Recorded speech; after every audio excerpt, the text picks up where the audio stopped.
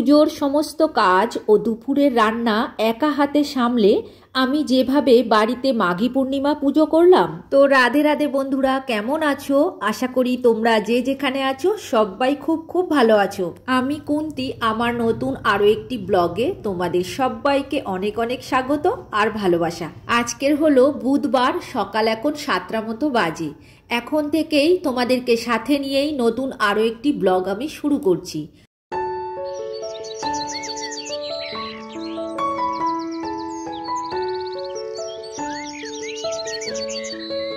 সকালবেলায় ফুল গাছগুলো দেখতে খুব ভালো লাগে, তো নিচে চলে এসেছি আর তোমাদের সাথে একটু শেয়ার করে নিলাম। আমরা ফুলগুলো ছাদে রাখতে পারি না, কি বলো তো, পায়রা আছে তো ওরা খেয়ে নেবে পাতাগুলো, ওই জন্যই আমরা ছাদে রাখিনি, নিচে রেখেছি। আর দেখতে এত ভালো লাগে, চোখ ফেরানোই যায় না। এটা বুধবারের ব্লগ, কিন্তু আমি মঙ্গলবার রাত থেকেই ব্লগটা শুরু করেছি। ওই সন্ধে 7:30 মতো বাজে। তো বর্মশাই কাছ থেকে চলে এসছে আর সবাইয়ের জন্য জামা নিয়ে এসছে। হঠাৎ করে কি কারণে জামা আনলো সেটাই বলবো। এটা কার? এটা কি আমার? না, এটা ছেলের। ও, আমি ভাবলাম আমার বিবাহবার্ষিকী ছেলে নিয়ে এসছে। এটা কার? এটা তোমার। কি বলো তো এটা? দেখছি। কাপ্তান নিয়ে এসছো গো? হ্যাঁ, কালারটা ভালো লেগেছে। হ্যাঁ, এটা লাল ছিল আর একটা এই সবুজ। লাল তোমার আছে? তাই জন্য নিইনি। আমার জন্য কাপ্তান এনেছে গো, কাপ্তান 333 লেখা ছিল। দেখো কাপ্তান।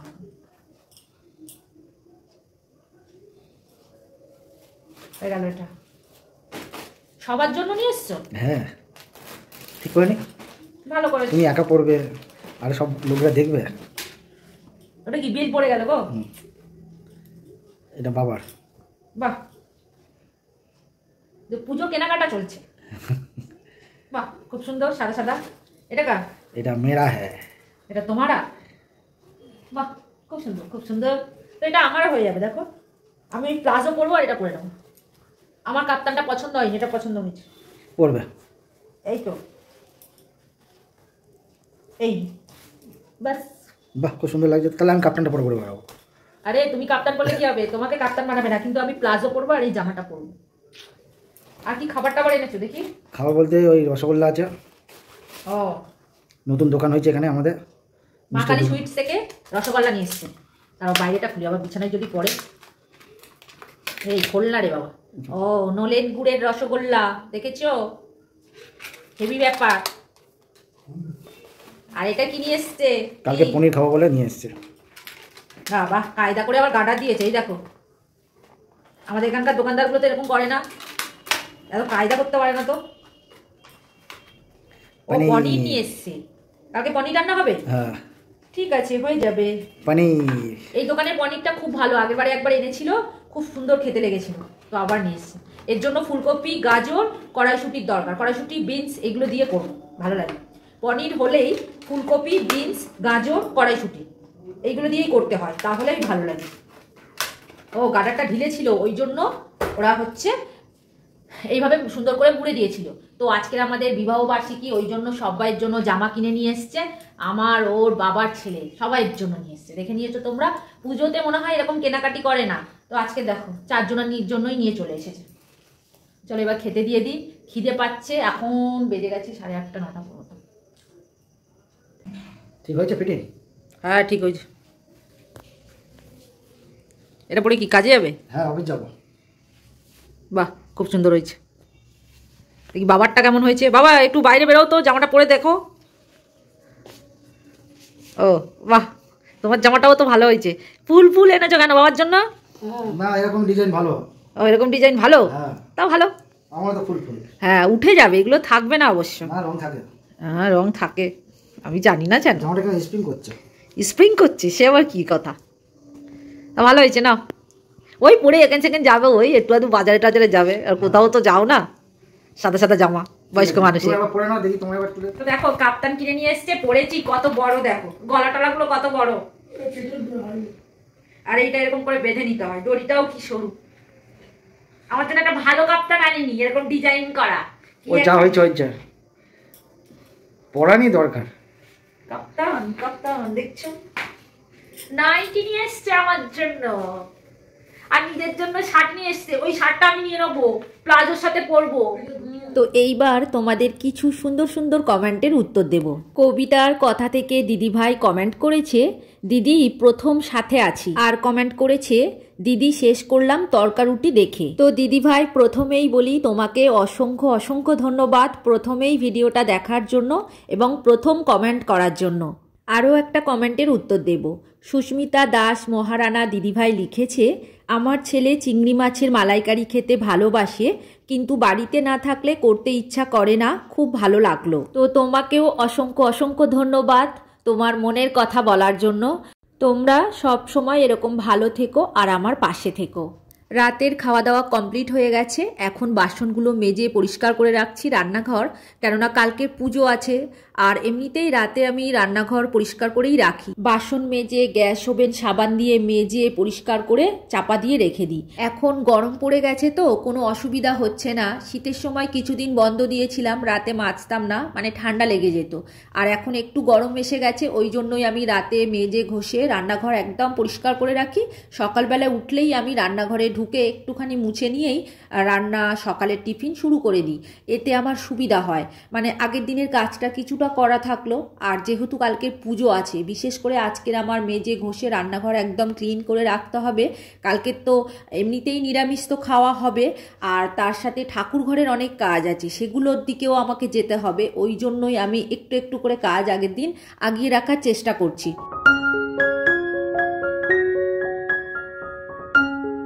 এবার আরও কিছু দিদিভাইয়ের সুন্দর সুন্দর কমেন্টের উত্তর দিয়ে দিই। হ্যাপি ফ্যামিলি উইথ সোমা থেকে দিদিভাই কমেন্ট করেছে, দিদিভাই খেতে খেতে তোমার ভিডিওটা দেখছি। আর সুস্মিতা দাস মহারানা দিদিভাই আরও একটা কমেন্ট করেছে, রান্না দুটো দেখতে কিন্তু সত্যি অসাধারণ হয়েছে। আর কমেন্ট করেছো রূপা দেবী অফিসিয়াল থেকে লিখেছো, একদম ঠিক বলেছো তুমি। তো দিদিভাই তোমাদের প্রত্যেককে বলছি অসংখ্য অসংখ্য ধন্যবাদ এত সুন্দর সুন্দর কমেন্ট করার জন্য। তো তোমরা সবাই খুব খুব ভালো থেকো গো, আর এইভাবেই সব সময় কিন্তু আমার পাশে থেকো। এদিকে আমার রান্নাঘর পরিষ্কার করা হয়ে গেছে, তো ওয়ালগুলোও পরিষ্কার করে নিয়েছি, ওভেনের উপরের দেয়ালটাও পরিষ্কার করে নিয়েছি, আর সিনের চারিদিকের দেয়ালগুলোও পরিষ্কার করে নিলাম। আসলে আমি এখানে বাসন মাজি, তো দেয়ালে সাবান ছিটিয়ে লাগে, ওই কারণে আমি সিনের উপরটা মেজে পরিষ্কার করে নিই রাতে। আর দেখো গ্যাস ওভেন ঢেকে দিলাম, আর বাসন রাখার র্যাকটাও ঢেকে দিলাম। কাজ আমার এখন রাতের মতো কমপ্লিট হয়ে গেছে।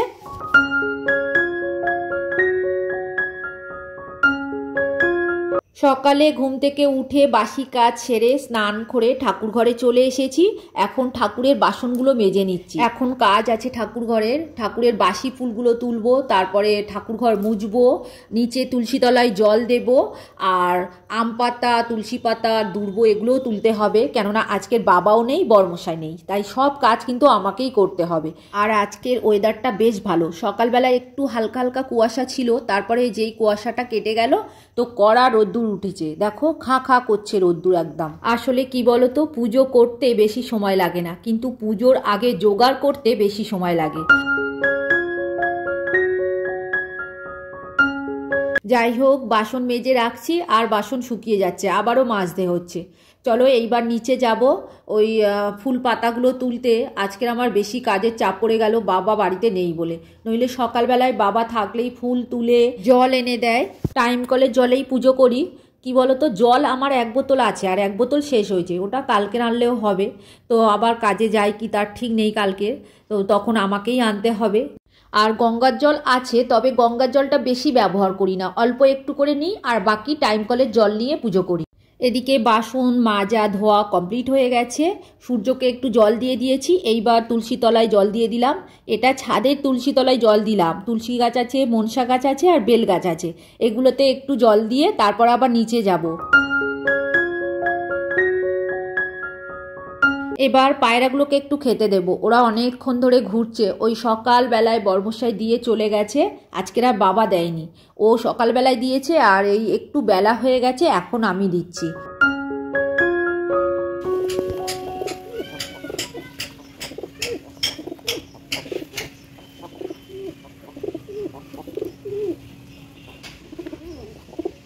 ও কাউকে খেতে দেবে না, একাই খাবে। কতটা খেতে দিয়েছি, একা খেতে তো পারবে না, সবাইকে তাড়িয়ে দিল। আয় আয় তোরা আয়, খেয়ে নে। দেখো ঝগড়া করছে সমানে, কাউকে খেতেও দিচ্ছে না। ওরা এদিকে খেতে থাক, আমি এইবার পুজোটা সেরে নিই। ঠাকুরের পুজো করার জন্য সব কিছু জোগাড় করে নিয়ে চলে এসেছি। এইবার পুজোতে বসে যাব। তার আগে ঠাকুরের এই সোয়েটারগুলো খুলে দেবো, কেননা এখন গরম পড়ে গেছে আর সোয়েটারে লাগবে না। এখানে বাসন গুছিয়ে নিয়েছি, ফুলও সব গুছিয়ে নিয়েছি, ফল, আম পাতা, গঙ্গার জল সব কিছু আমি গুছিয়ে একদম নিয়ে নিয়েছি। এইবার ঠাকুরের সোয়েটারগুলো খুলিয়ে দেবো, তারপরে পুজো শুরু করব। তো আজকে ছাড়া আর সময় পাবো না, যেহেতু আজকে রান্নাটা একটু পরে করব, ওই কারণেই আমি ভাবছি ঠাকুরের সোয়েটারগুলো খুলে দিই, কেননা এত গরম পড়ে গেছে, সোয়েটার পরানোর মতো আর ঠান্ডা নেই। আর কবে থেকে খুলবো করে আর খোলাও হচ্ছে না। আর ঠাকুরঘরে তো আমি আসি না সেরকম, বড়মশাই পুজো করে সকালের দিকটা, আর আমি তো সন্ধেবেলায় সন্ধে দিই, তো সেই সময় আর সোয়েটার খোলার মতো মানে ইচ্ছা করে না, মানে সন্ধে হয়ে যায়, তো ওই কারণেই। তো এখন আজকের দিনের বেলা আমি পুজো করছি, আর মাঘী পূর্ণিমা আছে, তো সেই কারণেই ভাবছি ঠাকুরের সোয়েটার খুলে দিই। তবে আজকে ড্রেসটা কিন্তু পাল্টাবো না, কেননা ড্রেসটা পরিয়েই তারপর আমি সোয়েটারটা পরিয়েছিলাম, তো ড্রেসটা একদমই মানে নোংরাও হয়নি, কিছুই হয়নি। তো সোয়েটারটা খুলে দিলেই আমার হয়ে যাবে।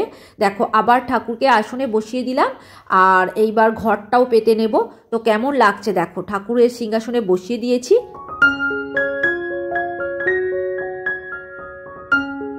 শ্রীকৃষ্ণকে ধুতি পরিয়েছি আর রাধারানীকে একটা ঘাগরা পরিয়েছি। আর শ্রীকৃষ্ণর ধুতির যে কোঁচাটা আছে সেটা কিন্তু দুটো ফাঁকের মাঝখান দিয়ে ঢুকিয়ে দিয়েছি, আর চরণ দুটোকে বের করে দিয়েছি। এইভাবেই আমি ধুতি পরাই, তো তোমাদের সাথে শেয়ারও করলাম আজকে। আর আজকে ঠাকুরকে কেমন লাগছে তোমরা কিন্তু কমেন্ট করে জানিও। আর হ্যাঁ, আমি কিন্তু নিজেই পুজোটা করব, আজকে কিন্তু বামন ঠাকুর আসবে না। তো আমি যতটুকুনি দেখে শিখেছি সেটাই আমি করার চেষ্টা করি। আর পুজোর তো অনেক নিয়ম আছে, হয়তো আমার অনেক ভুল হচ্ছে, তো তোমরা একটু বলে দিও। তো দেখো আমের পল্লবের মধ্যে ওই সিঁদুর লাগিয়ে নিয়েছি, একটা প্লেটের মধ্যে অল্প চাল দিয়ে দিয়েছি, ওই 9টা মতো দুর্ব নিয়েছি, নিয়ে দিয়ে দিলাম। এইভাবেই আমি ঘট পাতি। তো জানি না এটা ঠিক করছি কিনা, তোমরা একটু বলে দিও। আর কি বলো তো, মন থেকে যেটা করবে সেটাই ঠাকুরের ভক্তি ভরে যদি করো, তো তাতেই ঠাকুর সন্তুষ্ট হবে। এটা নয় যে সব নিয়মটা তোমাকে পালন করতে হবে, তা কিন্তু নয়। নিজে যতটুকুনি জানি বা যতটুকুনি পারবো আমার সামর্থ্য অনুযায়ী, ততটুকুনি দিয়েই যদি ঠাকুরকে আমি ডাকি বা প্রার্থনা করি ঠাকুরের কাছে, ঠাকুর নিশ্চয়ই শুনবে। ঠাকুর ঘরে ছোট ছোট নিয়ম কিছু আছে, সেইগুলো মানলেই হয়। তো ঠাকুরের প্লেটটা যখন ভোগ দেবে, প্লেটটা ভর্তি করে দিও, আর প্রদীপের মধ্যে তেলটা একটু বেশি দিতে হবে। আর হ্যাঁ, পুজোর শেষে ঠাকুরের এই যে ঠাকুরের প্লেট রাখার যে জায়গাটা, এটা কিন্তু ক্লিন করে দিতে হবে। এই ছোট্ট ছোট্ট নিয়মগুলো কিন্তু মানতে হবে, তাতে কিন্তু সংসারেরই মঙ্গল হয়। তো আমি এটা করি, তাই তোমাদের সাথে শেয়ার করলাম। আগেও করেছি তোমাদের সাথে শেয়ার। যাই হোক, আমার পুজো কমপ্লিট হয়ে গেছে এবং গুরু মন্ত্রও জপ করা হয়ে গেছে। এখন আমি পর্দা দিয়ে দিলাম। এইবার শাঁখ বাজিয়ে ওই 20-25 মিনিট মতো ওয়েট করব, তারপরে আমি প্রসাদ তুলে নেব।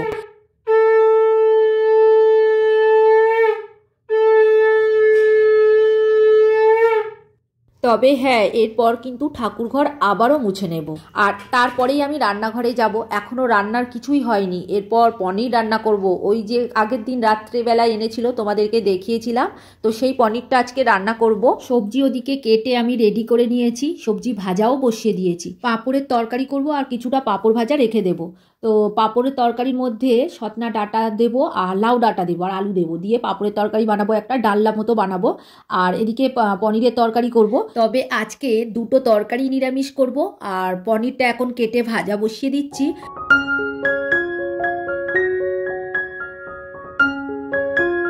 নতুন দোকান থেকে পনির নিয়ে এসছে, পনিরটা খুবই সুন্দর। আগেরবারে একবার নিয়ে এসেছিল, খেতে খুব ভালো লেগেছিল, একটু মানে ঘি ঘি গন্ধ এরকম টাইপের। তো আমি একটু হালকা করে ভেজে নেবো ভাবছি। তো হালকা করে ভাজতে গিয়ে আজকে কী হবে যেন, লাল হয়ে যাবে, তোমরা দেখতে থাকো। তো ভেবেছিলাম হালকা করে ভাজবো। আমি অনেক সময় আবার পনির ভাজিও না, এমনি ডাইরেক্ট তরকারিতে দিয়ে দিই, তো সেটাও খেতে ভালো লাগে। পনির কিন্তু শুধু খেতেও ভালো লাগে। তো দেখো ছোট ছোট করে আমি কেটে নিয়েছি। একটুখানি নুন দেবো আর সামান্য একদম হলুদ দেবো। হলুদ কিন্তু বেশি দেবো না, হালকা হালকা মানে রঙের হবে এরকম টাইপের দিলাম। তো একটুখানি দেখেছো হলুদ দিয়েছি, তেলের উপর দিয়ে দিলাম। এবার একটু ভাজা বসিয়ে দিয়েছি। আর ওদিকে পাঁপড়ের তরকারিটা কিন্তু আমি বসিয়ে দিয়েছি। পাঁপড় ভেজে এদিকে যে তুলে রেখেছি, আর ওদিকে পাঁপড়ের ডালাটা বসিয়ে দিয়েছি। সবজিটা একটু সিদ্ধ হয়ে গেলে পাঁপড়টা দিয়ে দেবো, দিয়েই একটু জিরে গুঁড়ো দেবো, দিলেই আমার তরকারি হয়ে যাবে।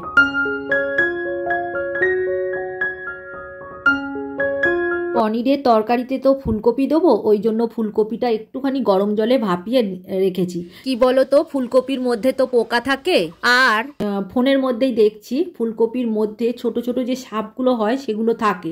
তো ওর একটা বিষ থেকে যায়, তার ফলে আমরা যদি খাই আমাদের শরীরে ক্ষতি হতে পারে।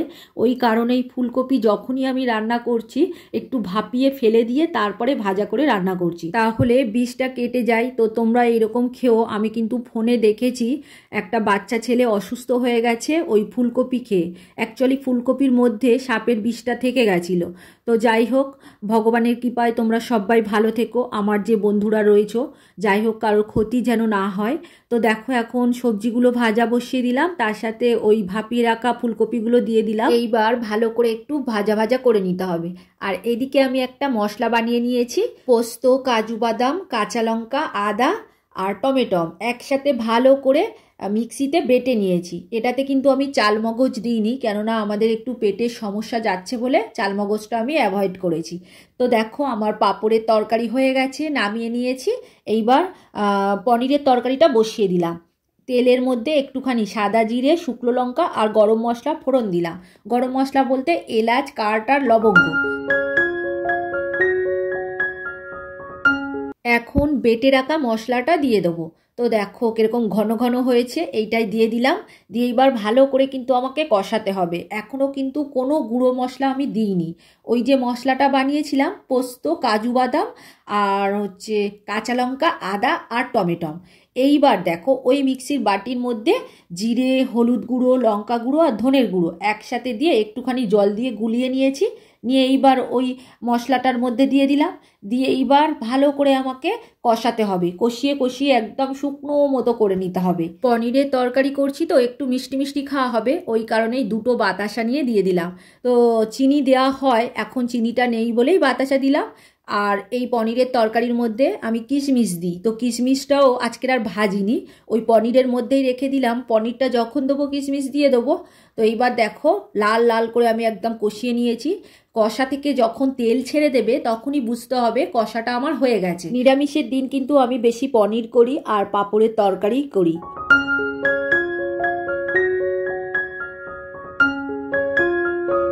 তো দেখো কষানো প্রায় আমার হয়ে এসেছে, তেল কিরকম ছেড়ে দিয়েছে দেখেছো, আর লাল লাল মতো হয়ে গেছে, একটু শুকিয়েও গেছে। এইবার আমি ওদিকে সবজিগুলো ভেজে রেখেছিলাম, তার মধ্যে একটু জল দিয়ে ফোটাতে বসিয়ে দিয়েছিলাম।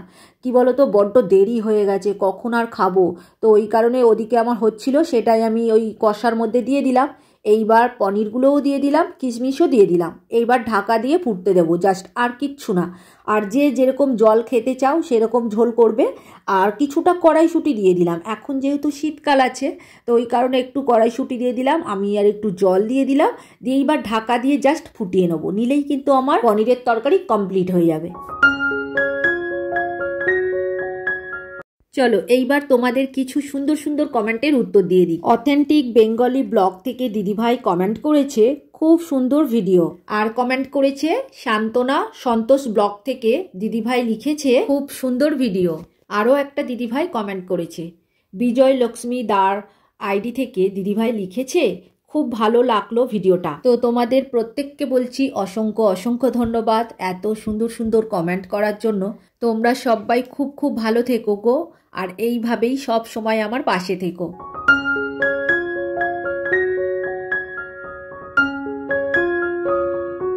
এদিকে দেখো তরকারি আমার হয়ে গেছে প্রায়, এইবার নামিয়ে নেব। তো তার আগে আমি গ্যাসগুলো মুছিয়ে নিলাম, কেননা রান্না করতে করতে যদি ওভেনটা মুছে নেওয়া যায় তাহলে না খুব তাড়াতাড়ি নোংরাটা ছেড়ে দেয়। আর যখনই গ্যাস ওভেনটা ঠান্ডা হয়ে যায় আর তারপরে আমরা পরিষ্কার করি তাহলে কিন্তু দেরি হয়। তো ওই কারণেই রান্না করতে করতেই আমি গ্যাস ওভেন পরিষ্কার করে নেওয়ার চেষ্টা করি। আর এদিকে নুনটা শেষ হয়ে গেছে, তরকারিতে একটু নুন কম পড়েছে, চেক করে দেখে নিলাম। তো এখন একটুখানি নুন দিয়ে দিলাম, দিয়ে এইবার একটুখানি গরম মশলা গুঁড়ো দেবো, দিলেই আমার তরকারি হয়ে যাবে।